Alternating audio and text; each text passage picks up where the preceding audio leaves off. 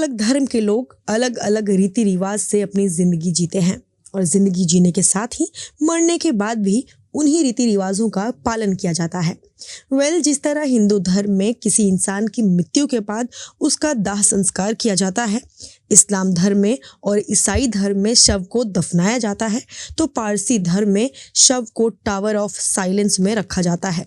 लेकिन क्या आप ये जानते हैं कि दुनिया में एक ऐसा देश भी है जहां शवों को न तो दफनाया जाता है और न ही उसका दाह संस्कार किया जाता है, बल्कि यहाँ शवों को लटका दिया जाता है।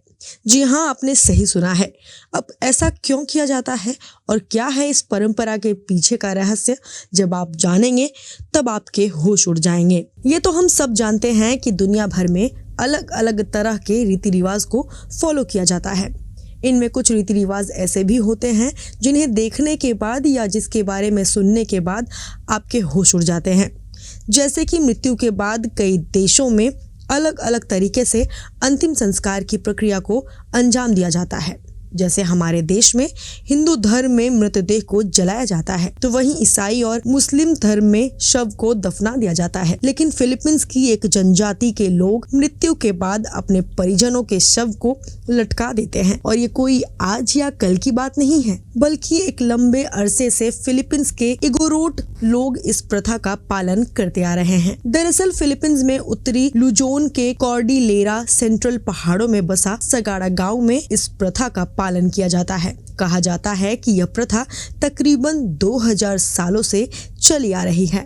बता दें कि अंतिम संस्कार की प्रथा में इगोरोट लोग अपने हाथों से कॉफिन पर नक्काशी करते हैं। उसके बाद अपने मृतकों के उन्हीं नक्काशीदार ताबूतों यानी कॉफिन में रख देते हैं। इसके बाद उन ताबूतों को चट्टान के किनारे पर बांध दिया जाता है, या फिर इसके लिए किसी बड़ी कील का इस्तेमाल किया जाता है, और फिर कॉफिन को जमीन से काफी ऊपर लटकाया जाता है। दरअसल इस प्रथा के पीछे दो अलग अलग मत हैं। पहला मत इगोरोट जनजाति के मुताबिक ये है कि इस प्रथा को अपनाने से, यानी अपने परिजनों के शव को हवा में लटकाने से, वो उनकी आत्मा के करीब रह सके। तो वहीं इस प्रथा को लेकर दूसरा मत ये है कि इगोरोट जनजाति के बुजुर्गों को जमीन में दफन होने का डर था। वो मरने के बाद दफन नहीं होना चाहते थे।